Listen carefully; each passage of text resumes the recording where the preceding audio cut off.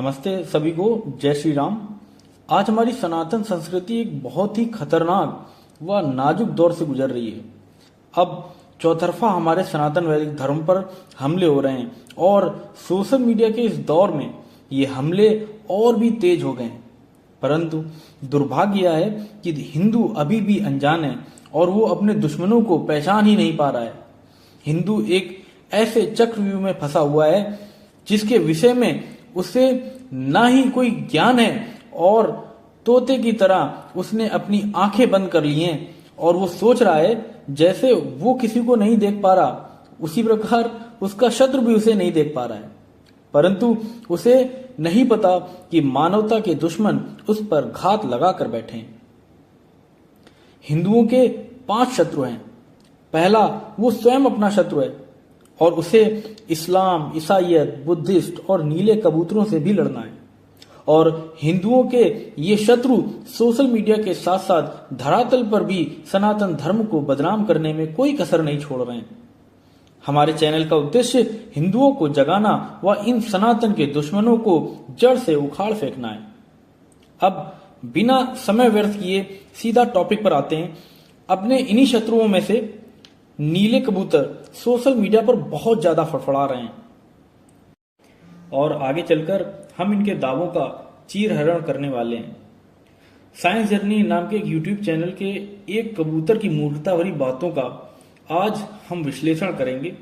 ये नीला कबूतर वर्ण व्यवस्था व गीता के विषय पर जो बोल रहा है, पहले उसे सुनिए। है ये गीता में मिलता है आपका? ये एकदम गीता सर। का नाम लिया। अच्छा जी, मैं गीता खोल रहा हूँ, देखते हैं भाई आपका कहाँ गीता में लिखा हुआ है कि ये मिलता है। कौन सा गीता खोलूं? सर हम तो भगवत गीता की बात करते हैं। पहला वाला खोल लेते हैं जो सबसे पुराना है। सबसे पुराना ही सबसे बेहतर होगा ना। सबसे पुराना किसका है पता होगा? क्यों हेलो कह रहा हूँ कि सबसे पुराना जो है वो तो आपको पता होगा ना। सबसे पुराना सर, किसका गीता का है ना, श्लोक तो सेम ही है, सारे चैप्टर हैं। आप कोई भी खोल दो, आपकी ना हम सबसे पहले शंकराचार्य का ही खोलेंगे ताकि शंकराचार्य का ज्यादा ऑथेंटिक होता है ना। शंकर भाष्य पहला भाष्य उसी ने, तो उसी का खोल लेते हैं, उसी का देख लेते हैं पहले कि भाई क्या कह रहा है गीता। ब्राह्मण का बेटा ब्राह्मण नहीं बनेगा। मैं सर थोड़ा सा संस्कृत से वेल वर्स नहीं हूं, तो मैं आपको इंग्लिश ट्रांसलेशन प्रोवाइड कर पाऊंगा। हिंदी तो पता होगी ना आपको? जी इंग्लिश हिंदी आती है नहीं आती? हिंदी नहीं आती? इंग्लिश मैं बोल रहा हूँ कि हिंदी नहीं आती आपको। सर इंग्लिश खोल दीजिए प्लीज। इंग्लिश भी खोल दूंगा, लेकिन बोल रहा हूँ कि आपको हिंदी नहीं आती है। नहीं सर, हिंदी देखिए हर कोई सर आपकी तरह भारत में नहीं रहा है ना, इसलिए मैं बोल रहा हूँ कि आप प्लीज इंग्लिश खोल दो। आप भारत में नहीं रहे हैं। कौन से भगवान इंग्लिश में अपना धार्मिक ग्रंथ दिए हैं? गीता जो कोई है भगवान कौन सी भाषा में दिया है? कौन सी भाषा में तो दिया सर है? या तो संस्कृत खोल लो, संस्कृत खोल लो या इंग्लिश खोल लो। संस्कृत ही खोला है मैंने, संस्कृत ही खोला है। अरे, जो है ना सर, हर चीज का चैप्टर 18 जो है भगवत गीता का 41 नंबर खोला है। ऊपर संस्कृत दिया है, नीचे जो है हिंदी अनुवाद है। सर पढ़ दो आप उसको। चले हम पढ़ देते हैं। ये कह रहा है, हे परंतप ब्राह्मण, क्षत्रिय और वैश्य इन तीनों के और शूद्रों के भी कर्म विभक्त किए हुए हैं, अर्थात परस्पर विभाग पूर्वक निश्चित किए हुए हैं। ब्राह्मण आदि के साथ शूद्रों को मिलाकर समास करके न कहने का अभिप्राय यह है कि शूद्र द्विज न होने के कारण वेद पठन में उसका अधिकार नहीं है। अब आपका जो गीता है, शंकर भाष्य है, जो शंकराचार्य है, वो ये कह रहे हैं कि जो शूद्र है उसको वेद पठन का अधिकार नहीं है। अब ये बताइए कि आपको कह रहे थे कि ब्राह्मण का बेटा ब्राह्मण नहीं बनेगा, लेकिन तो कह रहे हैं कि शूद्र को वेद पठन का ही अधिकार नहीं है। ये कैसे? मैंने जो वर्स पढ़ा उसमें। अच्छा, अब आपने सुन लिया होगा कि ये किस तरीके से नीला कबूतर एक हिंदू लड़के को फंसाने का प्रयास कर रहा है। अब यहाँ पर हिंदू लड़के की कोई गलती नहीं है, क्योंकि अधिकतर हिंदू परिवारों में हमको ये देखने को मिलता है कि उन्हें अपने धर्म के विषय में इतनी ज़्यादा नॉलेज नहीं होती और उनको अपने धर्म के विषय पर कोई ऐसी पड़ी भी नहीं होती है कि नहीं हमको उसे जानना चाहिए। तो ये नीला कबूतर उसे फंसाने का प्रयास कर रहा है। अब यहाँ पर एक बात यह है कि इसने गीता के 18वें अध्याय के श्लोक संख्या 41 की बात की है। 18वां अध्याय और श्लोक संख्या है इसकी 41।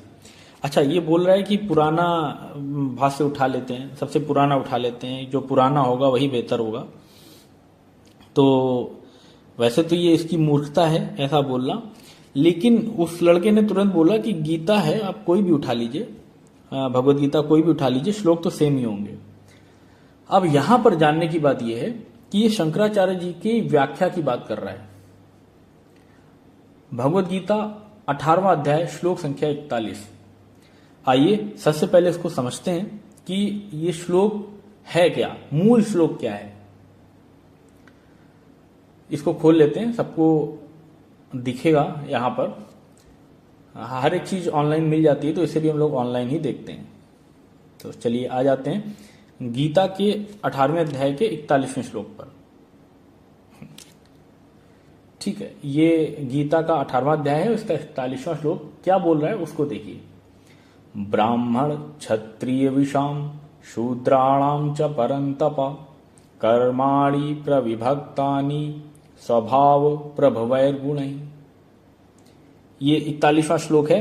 अच्छा, सबसे पहली बात तो ये कि इस व्यक्ति को, इस नीले कबूतर को ये नहीं पता कि व्याख्या और किसी भी श्लोक या मंत्र के अनुवाद में अंतर होता है।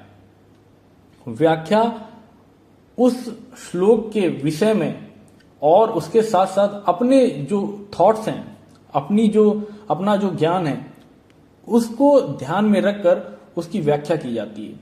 जबकि अनुवाद का अर्थ है कि उस श्लोक का अर्थ क्या है। तो सबसे पहले इस श्लोक के ट्रांसलेशन को देखते हैं यहां पर। हे शत्रुहंता, ब्राह्मणों, क्षत्रियों, वैश्यों और शूद्रों के कर्तव्यों को इनके गुणों के अनुसार तथा प्रकृति के 3 गुणों के अनुरूप वितरित किया गया है, न कि इनके जन्म के अनुसार।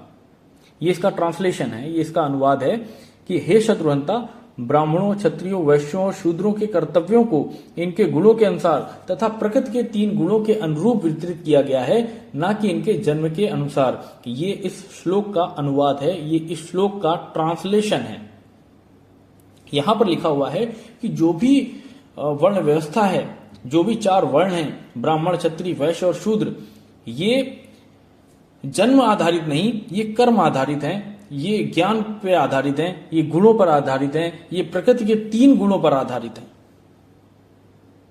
यहां पर साफ साफ इस श्लोक का अनुवाद हमको देखने को मिलता है। अच्छा, अब जो ये बात कर रहा है शंकराचार्य जी की व्याख्या की। सबसे पहले उन्होंने जो भाष्य लिखा उसमें उन्होंने व्याख्या की है, हर एक श्लोक की एक व्याख्या की है। जहां पर इन्होंने जो लिखा है वहां पर हमें 2 शब्दों पर ध्यान देने की आवश्यकता है। पहला है शूद्र शब्द, जहां पे लिखा है कि शूद्र द्विज न होने के कारण वेद पठन पाठन में उसका अधिकार नहीं है। शूद्र और द्विज, ये 2 शब्द बहुत ज्यादा ध्यान देने योग्य हैं। तो यहां पर लिखा है कि शूद्र द्विज ना होने के कारण। तो सबसे पहले तो ये समझ लेते हैं कि शूद्र कौन है। सबसे पहला काम है हमारा ये समझना कि शूद्र कहते किसे हैं। तो आइए तैत्तिरीय ब्राह्मण में चलते हैं और समझते हैं कि शूद्र किसे कहते हैं। तो ये आपको सामने दिख रहा होगा, तैत्तिरीय ब्राह्मण का कांड 3, प्रपाठक 2, अनुवाक 3, मंत्र संख्या 9। तो यहां पर आ जाते हैं, क्या लिखा हुआ है। अस्तो व एस संभूतो यत शूद्रः असत अविद्यात, अर्थात अशिक्षा से जिसकी निम्न जीवन स्थिति रह जाती है, जो केवल सेवा आदि कार्य ही कर सकता है, ऐसा अशिक्षित मनुष्य शूद्र होता है। ध्यान रखना क्या लिखा है, अशिक्षा से जिसकी निम्न जीवन स्थिति रह जाती है, जो केवल सेवा आदि कार्य ही कर सकता है, ऐसा अशिक्षित मनुष्य शूद्र होता है। आगे लिखा है, वह जीवन में पुनः कभी भी किसी उच्च वर्ण की शिक्षा दीक्षा लेकर उस उच्च वर्ण में दीक्षित हो सकता है।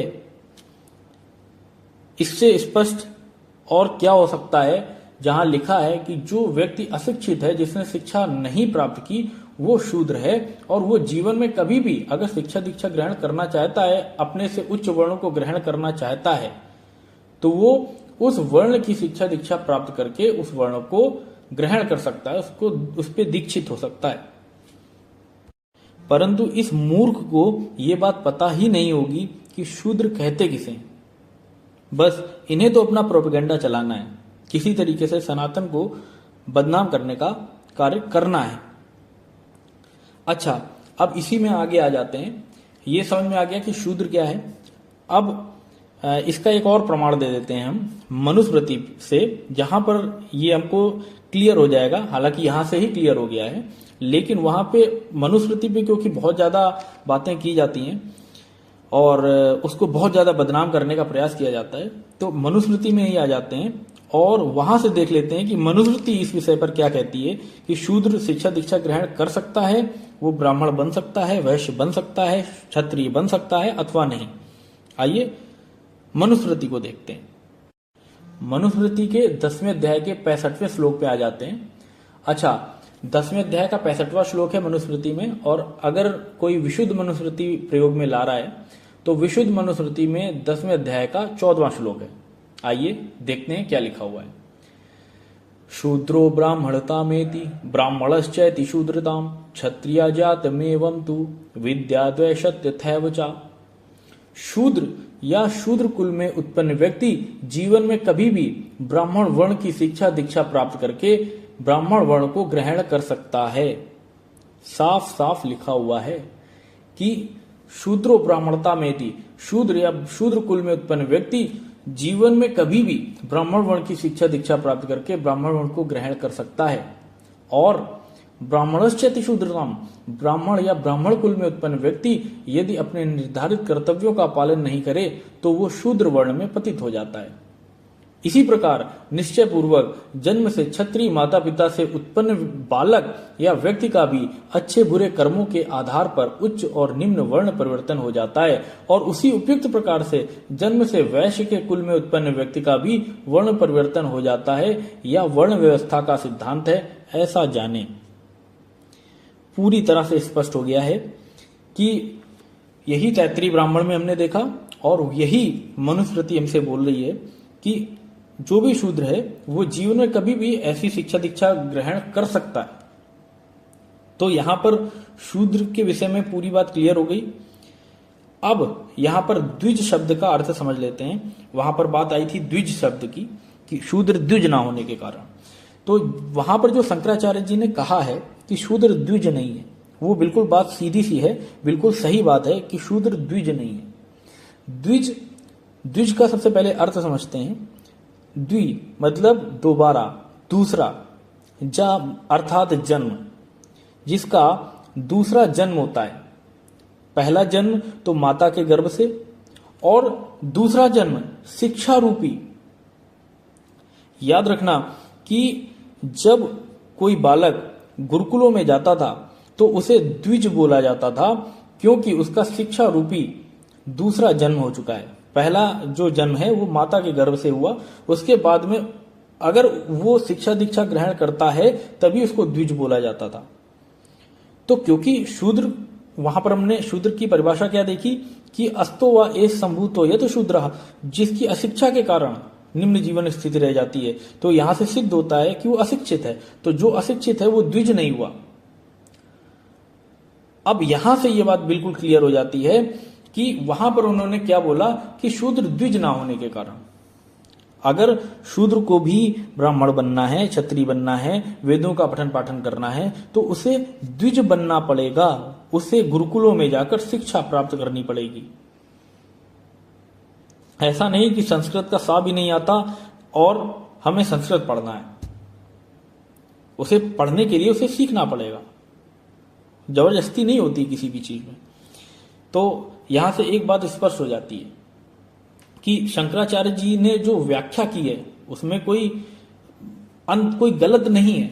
उन्होंने जो व्याख्या की है वो उस हिसाब से की है, लेकिन उसको समझने के लिए बुद्धि का प्रयोग करना पड़ेगा। जिसके बुद्धि ही नहीं है वो उसे समझ ही नहीं पाएगा। अब यहां पर वो लड़का बोलता है कि उसको इन सब चीजों के विषय में नहीं पता, तो फिर भी वो बोलता है कि जो गीता है, भगवत गीता है, उसके 4थे अध्याय पे आ जाओ। तो आइए उसके 4थे अध्याय पे आ जाते हैं और पहले तो सुनते हैं कि वो क्या बोल रहा है। नहीं दिया कि चीज है वो कर्म। सुनिए ना, अरे रुक जाइए भाई, यहाँ पे कर्म बाद में आता है, पहले इंसान है उसके बाद से कर्म है। आपका ईश्वर क्या कह रहा है कि ब्राह्मण क्षत्रिय वैश्य इन तीनों और शूद्रों के कर्म विभक्त किए गए हैं। ये कह रहा है कि ये 4 पहले से डिसाइड हैं, तब उनके कर्म विभक्त किए गए हैं। ये नहीं कहा जा रहा है कि कर्म पहले से विभक्त हैं, इंसान जाके उन कामों को करने लगेगा। आपका गीता एकदम क्लियर कट कह रहा है कि आपका ईश्वर 4 वर्ण पहले से बनाया है, और जब 4 वर्ण हैं तब उनके ये काम है। जैसे भारत में इलेक्शन, तो आपने इसे सुन लिया होगा कि ये किस तरीके की बात कर रहा है। तो आइए गीता के 4थे अध्याय पर चलते हैं और उसकी श्लोक संख्या देखते हैं 13। मूल श्लोक क्या है उसको समझ लेते हैं। चातुर्वर्ण्यम मया सृष्टम गुणकर्म विभागशः तस्य कर्तारमपि माम विद्वकर्तारमव्ययम्। इसका ट्रांसलेशन क्या है? मनुष्यों के गुणों और कर्मों के अनुसार मेरे द्वारा 4 वर्णों की रचना की गई है। यद्यपि मैं इस व्यवस्था का सृष्टा हूं, किंतु तुम मुझे अकर्ता और अविनाशी मानो। क्या लिखा है? मेरे द्वारा 4 वर्णों की रचना की गई है। बिल्कुल सीधी सी बात है कि जो 4 वर्णों की रचना है वो ईश्वर के द्वारा की गई है। यहां पर जो भगवान कृष्ण हैं वो योग अवस्था में इस बात को बोल रहे हैं, उस पर कभी बाद में चर्चा करेंगे। लेकिन बात यह है कि ईश्वर ने इन 4 वर्णों को बनाया है। अब यहां पर वो ये व्यक्ति बोल रहा है कि ईश्वर ने पहले से निर्धारित कर दिया है। तो हाँ मूर्ख, ईश्वर ने पहले से निर्धारित कर दिया है, पोस्ट निर्धारित कर दिए, वर्ण निर्धारित कर दिए। जैसे किसी कंपनी में जाते हैं, उस कंपनी में मैनेजर होता है, अकाउंटेंट होता है, ग्राफिक डिजाइनर होता है, और भी बहुत सारी पोस्ट होती हैं। तो ये जो पोस्ट है वो पोस्ट तो पहले से ही डिसाइडेड है, लेकिन अकाउंटेंट बनेगा कौन, मैनेजर बनेगा कौन, ग्राफिक डिजाइनर बनेगा कौन, ये निर्धारित नहीं है। ये किसी भी व्यक्ति की जो एजुकेशन है, जो शिक्षा है, वो डिसाइड करती है कि उसने किस चीज की शिक्षा ली है, वो किस पोस्ट पर जाने के लायक है। लेकिन ये बात तुम जैसे मूर्खों को समझ में नहीं आएगी, और तुम्हारे जो फॉलोअर हैं, क्योंकि वो भी मूर्ख हैं, तो वो उसी में मजे ले रहे हैं। तो एक सीधी सी बात है कि जो पोस्ट है, जो वर्ण है, वो पहले से निर्धारित है, लेकिन उस वर्ण को कौन धारण करेगा, जो धारण करेगा उसके क्या कर्तव्य हैं, उसके बारे में बात होती है कि भाई ब्राह्मण वर्ण को जो धारण कर रहा है उसका क्या कर्तव्य है, वो क्या कार्य करेगा। जो क्षत्रिय वर्ण को धारण कर रहा है वो क्या कार्य करेगा। जैसे अकाउंटेंट का क्या काम है, ये तो निर्धारित है ना कि अकाउंटेंट का क्या काम है, या फिर मैनेजर का क्या काम है, या ग्राफिक डिजाइनर का क्या काम है। सीधी सी बात है। ये मूर्खता वाली बातें जो बैठकर नीले कबूतर किया करते हैं, ये इनको सबसे पहले तो पढ़ना चाहिए चीजों को। पहले तो ये स्कूल जाएं, गुरुकुल में तो एडमिशन भी नहीं होगा इनका, क्योंकि ये अपनी मूर्खता छोड़ेंगे ही नहीं। तो मूर्खों को शिक्षा नहीं दी जाती, जो व्यक्ति उस लायक होता है उसको शिक्षा दी जाती है। जो मूर्ख है और मूर्ख बना रहना चाहता है उसको शिक्षा नहीं दी जा सकती। किसी सोते को जगाना आसान है, लेकिन जो सोने का नाटक कर रहा है उसे आप किस प्रकार से जगाएंगे। अच्छा, अब इस बात का क्या प्रमाण है कि किसी भी वर्ण को धारण किया जाता है, क्योंकि बहुत ज्यादा ये लोग बोलते हुए नजर आते हैं कि जो जन्म से ही ये सब चीजें हैं, लेकिन ऐसा नहीं है। इन वर्णों को धारण किया जाता है। आइए मनुस्मृति से ही प्रमाण देते हैं कि वर्ण को धारण किया जाता है, और इसके लिए हम लोग मनुस्मृति के पहले अध्याय पर आ जाते हैं। अच्छा, इनकी एक पोल और यहीं पर खोल देते हैं, जो सोशल मीडिया पे ये बहुत ज्यादा प्रसारित करते रहते हैं कि ब्रह्मा ने, अच्छा ब्रह्मा को ये ईश्वर मानते हैं कि हमारे यहाँ लिखा हुआ है कि ब्रह्मा ईश्वर है। तो अभी उस शब्द को, ब्रह्मा शब्द को ये नहीं समझ पा रहे हैं, और ना ही उनको ये पता है कि ईश्वर के गुणों के आधार पर बहुत सारे नाम होते हैं। तो यहाँ पर उनका जो मानना है वो ये है कि हमारे ग्रंथों में ये लिखा है कि मुख से जो है ब्राह्मण को पैदा किया, बाहु से क्षत्रिय को पैदा किया, जंघा से वैश्य को पैदा किया, और पैरों से शूद्रों को पैदा किया। उनके दिमाग में ये चलता है, क्योंकि मूर्ख हैं तो उन्होंने कभी पढ़ा भी नहीं और न जानने का प्रयास किया। आइए उसकी पोल खोल देते हैं सबसे पहले। तो मनुस्मृति के पहले अध्याय के, जो मनुस्मृति है उसका पहला अध्याय और श्लोक संख्या 87, अगर विशुद्ध मनुस्मृति है तो श्लोक संख्या 50। आइए समझते हैं यहां पर क्या लिखा हुआ है। सर्वस्यास्य तु सर्गस्य गुप्ते अर्थम स महाभूति मुख बाहु रूप ज्ञानाम पृथक कर्माण्य कल्पयत। यहां पर सीधा सीधा लिखा हुआ है, इसके अर्थ पर आते हैं। समस्त संसार की सुरक्षा, व्यवस्था एवं समृद्धि के लिए महातेजस्वी परमात्मा ने मुख, बाहु, जंघा और पैरों के गुणों की तुलना से, ध्यान रखना, मुख, बाहु, जंघा और पैरों के गुणों की तुलना से निर्मित वर्णों के क्रमशः ब्राह्मण, क्षत्रिय, वैश्य और शूद्र वर्णों के पृथक पृथक कर्म वेदों के माध्यम से निर्धारित किए। सीधी सी बात आती है कि वर्ण पहले से निर्धारित हैं, लेकिन जो इसको धारण करेगा उसके क्या कर्म होंगे वो वेदों के माध्यम से ईश्वर ने बताए हैं। और यहां पे एक बात सीधी सी है, कहीं नहीं लिखा कि मुंह से पैदा किया, लिखा है मुंह का क्या गुण है, क्या प्रधानता है उसकी। हमारे हाथों की, हमारे बल की क्या प्रधानता है, हमारे पैरों की क्या प्रधानता है, तो उसकी जो गुण है उसकी तुलना से निर्मित वर्णों के क्रमशः ब्राह्मण, क्षत्रिय, वैश्य और शूद्र वर्णों के पृथक पृथक कर्म वेदों द्वारा निर्धारित किए गए हैं। अब क्योंकि हमने बोला कि इसको धारण किया जाता है, जो भी वर्ण होता है उसे धारण किया जाता है, तो वर्ण को धारण किया जाता है, उसके लिए आप इसी अध्याय के अगले श्लोक पे आ जाते हैं। अध्याय 1 श्लोक संख्या 88 और विशुद्ध मनुस्मृति पे श्लोक संख्या 51। अध्यापनम ध्ययनम यजनम याजनम तथा दानम प्रतिग्रहश्चैव ब्राह्मणानाम कल्पयत। ब्राह्मण वर्ण को धारण करने वाले मनुष्य के लिए पढ़ना, पढ़ाना तथा यज्ञ करना कराना, श्रेष्ठों को और श्रेष्ठ कार्यों में दान देना और लेना, ये 6 कर्म निर्धारित किए हैं। पहली लाइन पढ़ो, ब्राह्मण वर्ण को धारण करने वाले मनुष्य के लिए, जो ब्राह्मण वर्ण को धारण करेगा उस मनुष्य के लिए क्या कर्तव्य हैं, क्या कर्म हैं उसके?